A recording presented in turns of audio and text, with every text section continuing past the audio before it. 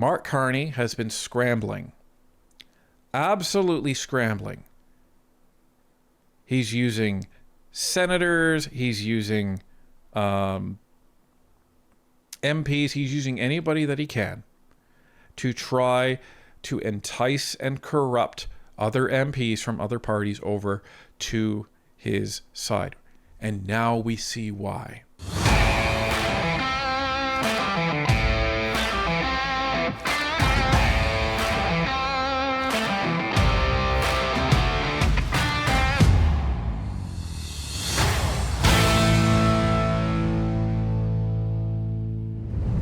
Multiple pollsters are now projecting a Conservative win if an election were held today.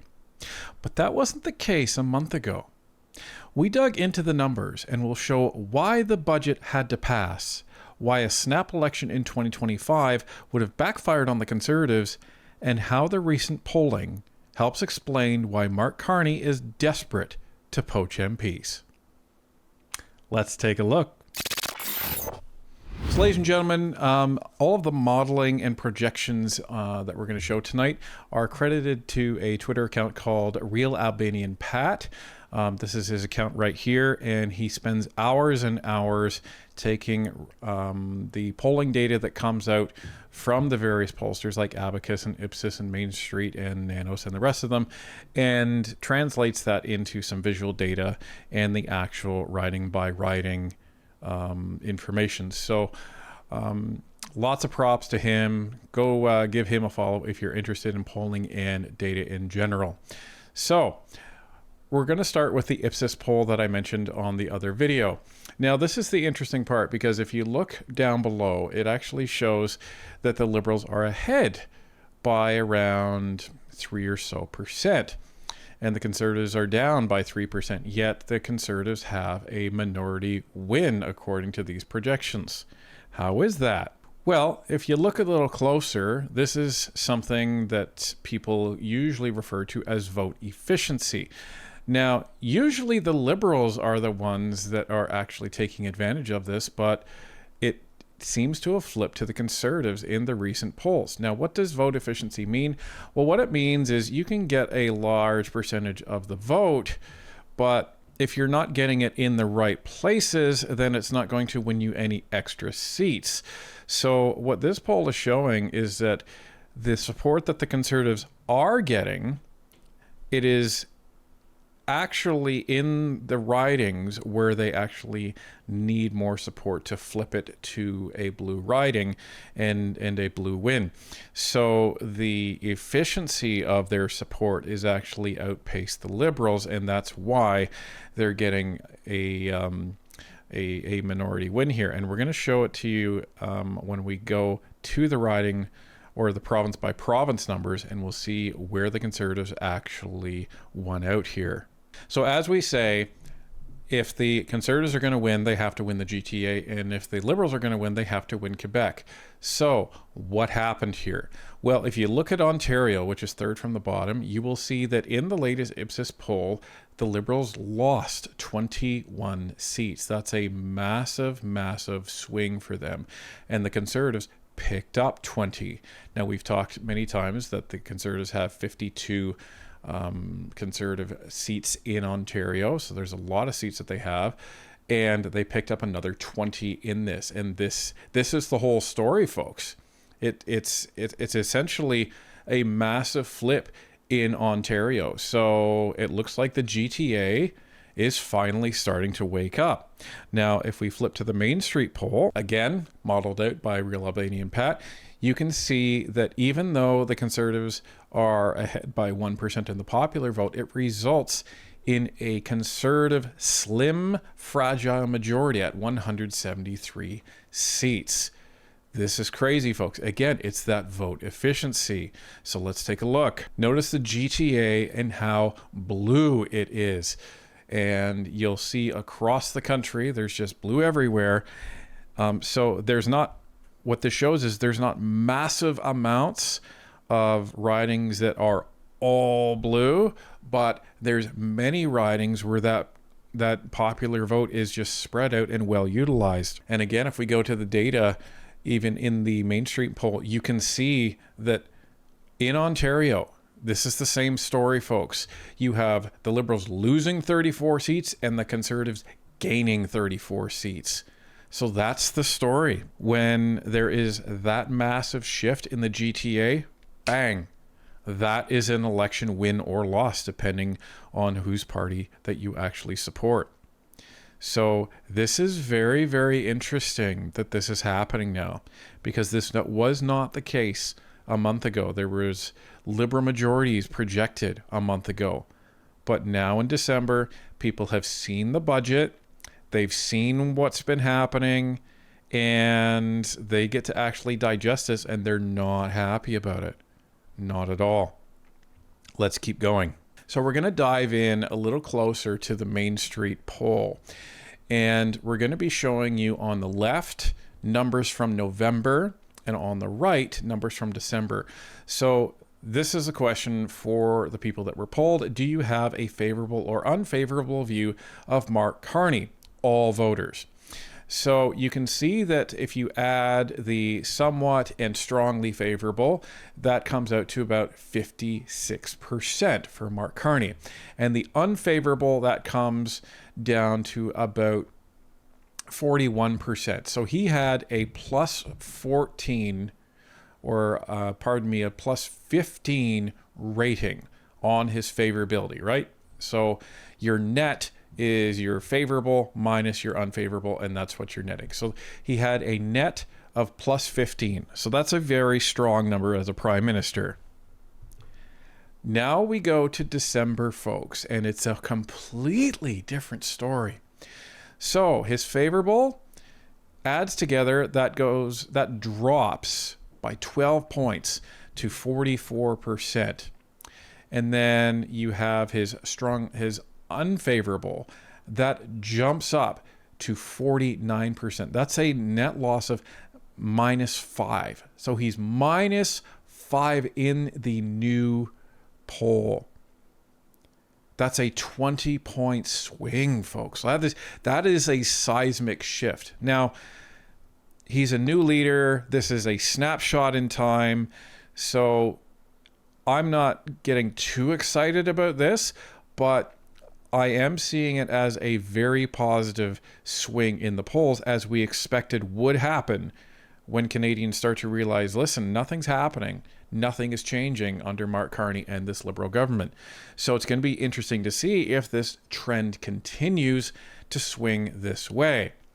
So let's take a look at Pierre Poilievre. So November numbers, Pierre's favorability was at around 44%. And his unfavorability was at 50%. So that is a net of -6. Okay, so he was -6 in his net favorability back in the November polls for Main Street. So now his favorability hasn't really gone up too much. It's gone up by about 1%.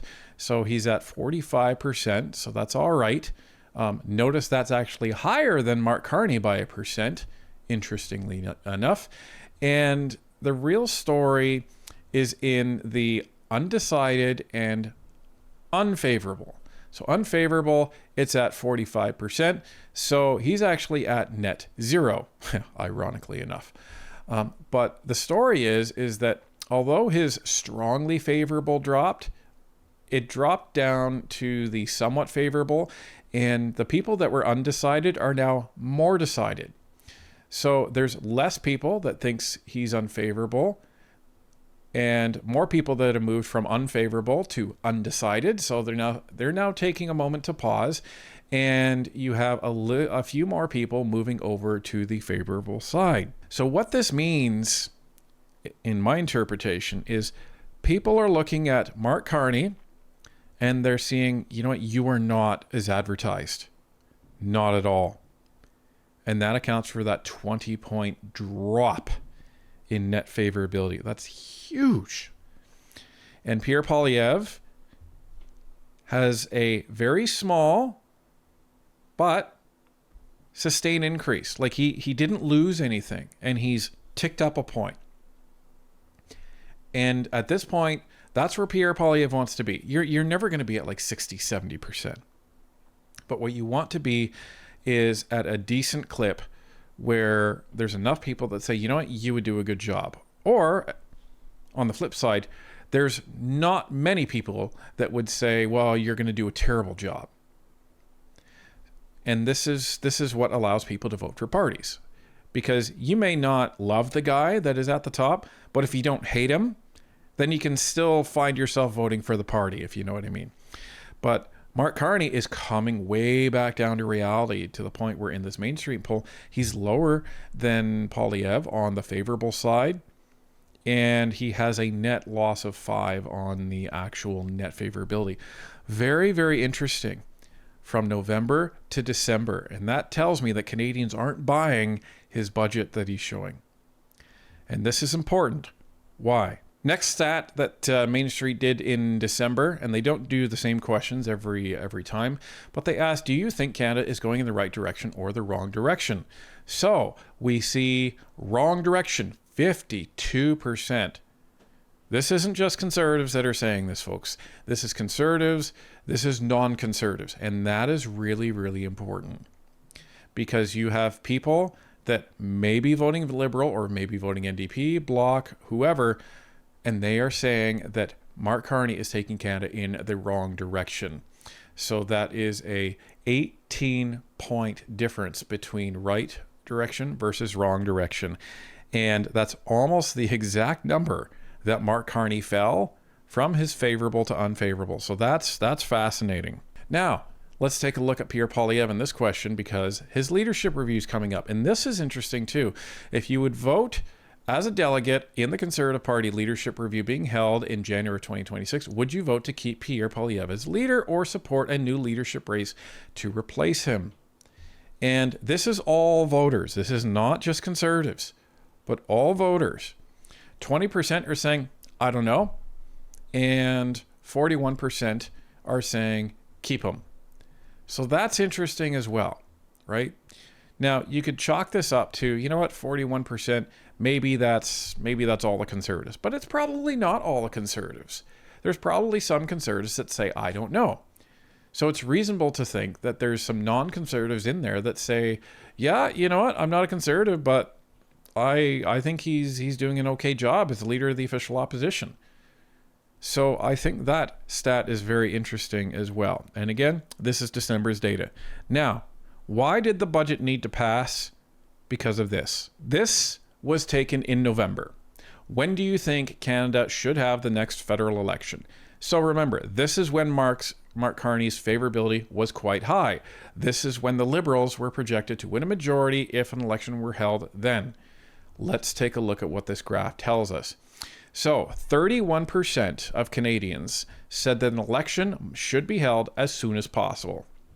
Contrast that with 29% of Canadians said 2029 as scheduled. So that's 30%, almost the same amount of Canadians that say, I don't want an election right now, I want to wait 4 years. Fine. What else do we see though? 18% of Canadians did not want an election in the fall, they wanted it in spring. 5% of Canadians said 2028, and 8% of Canadians said 2027. So if you add those up, 60% of Canadians were against having an election in the fall of 2025. And if you look at those numbers, not even all of the conservatives that were supporting the Conservative Party that were going to vote Conservative if an election were held that day, not even all the Conservatives won an election right there. So what would have happened? Well, as we said, the narrative would have been lost if the opposition parties toppled the government, because then Mark Carney would have stood up and said, we know Canadians don't want to have an election. We didn't want an election. We just had an election. Canadians had voted us in, and the opposition parties are trying to prevent us from making Canada the best economy in the G7 and all their other talking points. And they would have rode that narrative into in my opinion, a very, very large Liberal majority. Because you would have had all these Canadians in these different groups that have said, I don't want an election right now. And they'd be really, really annoyed that they'd be having to go back to an election. And that is reinforced by the data that we saw back in November, where Pierre wasn't nearly as strong, and Carney was actually very strong in his favorability numbers, as well as the committed votes for the Liberals. And this is what we said. The budget needed to pass. Canadians needed to see that Mark Carney and his budget weren't going to do the job. Canadians needed to see that Mark Carney got his massive budget that he wanted, his historic deficit, and nothing is getting better. We just put out that CPI video where we showed food inflation is dramatically increasing. And it's at its highest level since 2023. So, wanted to give some extra context in this deep dive to show how things are swinging and how the perception of the leaders are changing. It seems like people aren't really changing too much on Pierre. They're and those that are saying, okay, I didn't like him. I'm willing to give him a chance now. That's the main takeaway that I'm seeing from this. And that tells me that doubt is creeping into their minds. That's telling me that they're saying, you know what? Mark Carney said he was going to do all these things. I trusted him. I voted for him. It's not happening. Maybe this Pierre guy is right. Maybe this Pierre guy is the one that is going to be doing a better job as prime minister. But I'm going to hold my opinion until I see more. That's what I see happening with Pierre. And on Carney, the veneer is dulling very quickly. That's, I think, what we're seeing. So this is a snapshot in time, folks. I want to make sure that everyone understands that. So don't get too excited here. One data point for 1 month isn't something to get excited about. I can get a little excited because there's 2 different pollsters saying the same thing. I will start to get excited when this becomes a trend. So we will see what happens over the weeks, over the Christmas months, especially as people talk about C9 and the religious freedoms that the Liberals want to take away. And this all comes back to Mark Carney has been scrambling, absolutely scrambling. He's using senators, he's using MPs, he's using anybody that he can to try to entice and corrupt other MPs from other parties over to his side. And now we see why. Because he sees that the polls and the data are slipping, and he sees that if he doesn't get his majority, then Canada could be going to an election in the spring of 2026. And if the trend, or if the data points we see today become that trend, it's going to be real bad news for Mark Carney and the Liberal Party. And the other good news is that if the other MPs that are thinking of switching from the Conservatives, if there are any more, they start seeing these polls, they may say, maybe I'll do better staying right where I am, because we could be forming government in 6 months and then I'll be there for at least another 4, maybe 8 years down the road.